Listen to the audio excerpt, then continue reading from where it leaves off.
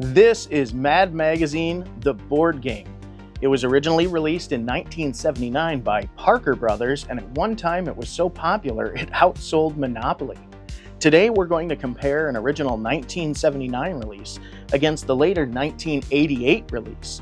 Let's see what's changed and what stayed the same over the course of about 10 years. I always like to start with box art, so let's begin with the 1979 edition. Now, obviously, this is some gorgeous cartoon art. Now, this was done by the artists from Mad Magazine themselves, and in fact, a good portion of this was done by Jack Davis, the noted cover artist. You might also recognize Jack from his work with Tales from the Crypt as well. So, very talented artist, very signature style that we see with Alfred E. Neuman and his friends playing the game. Look at all this detail in the background. I love all of these background characters really filling the space. It really feels like a cover of the magazine. Of course, the titling is very bright and bold. Again, looks just like on the newsstands. When we flip it over, there's a black and white photo of the board, kind of a partial photo. Some of the cash and cards are on display as well, and a little bit of the blurbs telling you about what the game is like and what kind of craziness that you can expect within. Similar to Monopoly, it has the rules printed on the inside and has a little separator to keep all of your little parts. Now, I wish it actually had a cash sorting section. That would have been just a little bit better, but overall, you have ample room to store your board, all of your parts, and if you bind your cash together, you'll be just fine. I love that the rules are printed just like this on the inside of the carton. Very nice. You're not going to lose any of your rules or instructions that way. All right, and moving on to the 1988 edition, one thing that we can see right away is the box is larger. We can also note that Parker Brothers did put their branding on the front of the box this time in the corner. Now we've got basically the same art, except for all of the background characters have been removed. So the titling has been moved from the corner of the box towards the center, though it's still in red print. Now this later edition that was released in 1988 was referred to as the What Me Worry edition. So the reprint will be denoted as having that famous catchphrase, "What me worry," on the front. We've also got this nice little blurb here that says not new or improved. So, and they're being completely honest too. Anyway, I don't know that I'm really a fan of how they removed the other background art here, but again, it's recognizable. It's obviously the very same game. One thing that I also notice is the colors it seems like they filled in the print with a little bit more color, but it doesn't seem as vibrant or detailed as the 1979 edition's art. So I'm going to go ahead and say the 1988 box, though a little bit larger in the art department, it's kind of lacking. Flip it over, we've got a full photo of the board, black and white again. We've got some young kids playing the game, having a good time. A little bit more of a write-up on the game as well, with some blurbs explaining what you can expect for gameplay within. And much like the original, they printed the rules on the inside of the box and gave you a little organizer. So one thing I can say is the designers for Mad Magazine, the board game, definitely knew how to design a classic board game box that has ample storage space. So let's get on to the game itself. First off, starting with the game board on the 1979 edition. Now, this is an absolute treat to behold. We've got classic spaces here around the board that are illustrated to look kind of like a comic frame from Mad Magazine, each one in a unique art style, but using iconic character art from the featured magazine. So we've got Spy versus Spy in here, Alfred E. Neuman's classic faces all over the place. Now, the interesting thing about this is this game plays kind of like the antithesis of Monopoly. So each player will begin with $10,000. They must make their way counterclockwise around the board, rolling the die with their left hand only, with the goal of trying to spend all of their money as fast as they can. The first player to go bankrupt wins. Now, you might think that this is a really easy task because when you look around, you see all kinds of stuff telling you lose $500 or give $500 to somebody. In fact, If you are a nerd person, as the game says, and you roll the die with your right hand, other players can instantly hand you $500. Now, throughout the game, you will also be drawing these cards that have wacky instructions, like if you're good looking, stand up and imitate your favorite animal and lose $2,000. They have other cards that say things like change seats with the player to your right and other crazy instructions. You never know if you're going to be sitting on your hands clucking like a chicken to lose a few $100 to get ahead in the game. It's a lot of fun to play. At first, it's actually very jarring going counterclockwise and having to roll with your left hand. I'm right hand dominant, so the first round of the game, I was collecting $500 way more frequently than I'd like to admit. Now, another fun quirk to the rules is that if you're unsure how to interpret these, and the rules are nuts, the rules are crazy. It's called Mad Magazine for a reason. So if you run across a card or something on the board, an instruction on the board, you're not sure what to do, the instructions actually say not to think too hard, but to put it up to a vote within the group of people that you're playing with, and majority rules on what the rules are. So keep that in mind when you're playing this game. One thing you'll notice is it has money similar to Monopoly, although very brightly colored. I like this. This is the 1979 edition. Has some really nice, snappy, thick paper here for their money. Again, brightly colored there. I like how there is one single dollar bill that's worth $1,329,063 exactly. And that corresponds to one particular place on the board that says that's the exact amount you should collect if your name is Alfred E. Neuman.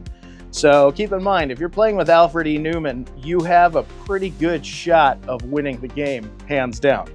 Another thing that I like is the original 1979 edition came with these red dice. I just really like these clear red dice. I don't know why, but any game that has them, I prefer them to classic white die. There's no real reason why, aesthetic.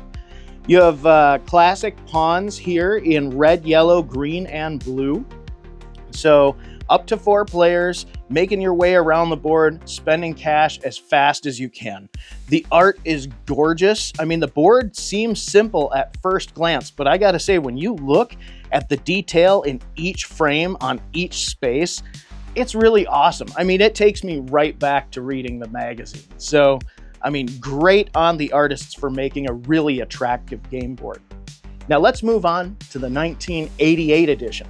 The first thing that I'm going to note is the 1988 edition is a larger board. So this is a 20-inch by 20-inch board versus the 1979's 18-inch by 18-inch board. Other than that, it's largely unchanged as far as the art. In fact, the only thing I could notice is the art actually looks like the print quality is a little bit more pale. So everything's scaled up. None of the resolution on these prints seems to suffer. All of the art looks really sharp and really nice. I'd like to say that it's lively, but it is black and white, so it's very much like the early Mad magazines. So it does have that sort of newsstand aesthetic, which I think is perfect for the game. The only lively color is really on these action spots here. I love Start. It's the reverse of Pass Go. When you pass by, you lose $500. When we compare some of the game elements, and I also want to point out one other thing that I noted was the 1988 release, the board is divided vertically as opposed to the 1979 horizontal divide. The horizontal divide to the board here. That's the best way I could really define it, be it that I'm assuming that how I've got the board set up would be considered right side up with the titling. So interesting choice in changing how the board folded. I'm not sure if there's a reason behind it, probably not. But if there is, it's most likely something as subtle as them just trying to drive you nuts because it's Mad Magazine and subtle changes are the best way to slightly annoy somebody. So it could literally be that. I'm going to give them credit for it because, hey, why not? I'm sure they'd love it. Going to the game elements themselves, the cards, they look pretty much the same. They're the same shade blue. They all have pretty much the same exact instructions from what I've seen, went through them. They all look the same. Big thing is the 1988 edition's cards are nice sealed paper. These are a nice cover stock, shiny on both sides, whereas this is just sealed on one side. So it's shiny on the side that has the action, but on the back side, this is unsealed. It has a really nice texture to it, though I do like the rough texture on the old ones. But arguably, I would say if you look at the 1988 cards, they have definitely stayed cleaner. They have definitely, I mean, they're a little bit thinner because when you do seal both sides of the paper, it's gonna come through. I mean, these could be about the same weight paper, and this is gonna feel thicker just because you've got this rough surface here. It just sort of gives a feeling of weight. So, but otherwise, what I will say is the 1988 cards look cleaner. So I do feel like they've probably weathered easier. And of course, if anything gets on them, if you get something on the unsealed side there's not really any cleaning it off. Anything that's like this, you can wipe stuff off pretty easily. I mean, it looks like this board hasn't needed much of that, but again, kind of nice there. So I think higher quality cards, and that is what they're called. It even says on the board and in the rules. And I mean, they're labeled card. I mean, card. So the cards are nice. Going to the money, the interesting thing that I found was the 1979 edition has this really bright, vibrant, thick paper. When we go to the 1988 edition, it's much thinner paper. I mean, this is really thin. I mean, this doesn't even feel like 20 pound. This feels like a 24-pound bond color. This feels really light. This is like switching over to something very, very thin. So I'm not a big fan of that. I mean, it's also kind of like akin to Monopoly money in the later makes of Monopoly, in that it's got that sort of pastel color on it, whereas the original is vibrant. So we've gotten thinner and the color has gone more pastel. So not really a fan. The art is actually the same, though the print on it, I don't know if it's just an effect of the actual color of the paper, because it's just a black and white print. It's single-sided too.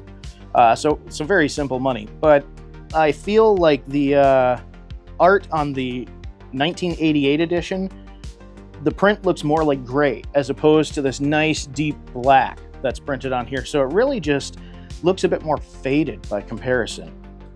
The pawns are, again, pretty much unchanged. I noticed a subtle difference, and I catch this with a lot of games. The green. Why is the red, the yellow, the blue always looks the same when I have the red, yellow, blue pawns? The green is always the color that has a variation. I mean, this is subtle. When you compare these two, it's very, very, very subtle. I don't even know if the camera will do a good enough job. I mean, I'll try to get you a little close up here. The one in the 1988 edition almost looks translucent, a little bit lighter shade of green. That's the only real difference. Size, shape, they're the same. And of course, we've got white dice in the 1988 edition. Solid, boring, regular old Wonder Dice. So honestly, I'm gonna go stylistically. I'm liking the 1979 here if we're looking at comparisons. Now, before we get too far into that, I do want to take a little bit of a side note and mention that in the interim between the release of these two games, 1979 and 1988, Parker Brothers released this card game, a Mad Magazine card game in 1980. Now this is kind of cool because it basically plays like Uno. So again, your goal is to get rid of cards as fast as possible. I wanted to bring this up just because it's neat to see all three Mad games that were produced by Parker Brothers in this era. And also, I thought it was really fun that they managed to make a card game that thematically matched the board games that they released. So neat little curiosity too is to keep in mind that they have this card game floating around, which has excellent art on it. I love this. I love the backs of the cards. The fronts of the cards are really great, and they all have different instructions. The rules of the game are just as wacky, so it's like a madcap version of Uno. So lots of fun there. There's another one to keep an eye out for. So getting into the final comparison here, what we're going to talk about as far as which one I prefer, which one I think is the better value, I'm going to say overall, gameplay-wise, because the spaces and instructions on the board have not changed, the actions on the cards haven't changed from what I've seen, and the only difference really is that you're getting a little bit lower quality printed money, you're getting more boring die, and a slightly watered down version of the original art. but you do get a larger game surface. You do get a 2-inch larger board, so that's satisfying. But you know, I think either way, when you're selecting one of these, you're gonna have a good time playing the game. That's the most important thing. Neither one of them have changed the rules or done anything to diminish the fun to be had. Me personally, I really love the art on this 1979 edition. I like how the color is more vibrant. I like how the money's thicker. I do appreciate that the 1988 edition has higher quality cards, in my opinion, but I think we're really splitting hairs when we get to that point if you're taking care of your board game. So I'm going to go ahead and say, though it's a smaller game board with the higher quality money, the brighter colors, and my affectation for red translucent 6-sided die, I'm going to give the win over here to the 1979 original edition of the Parker Brothers Mad Magazine, the board game. So, hey, now that we've had a look at them, have you played it before? What's your opinion on these two editions? Comment below, let me know. Thanks a lot, and we'll see you next time.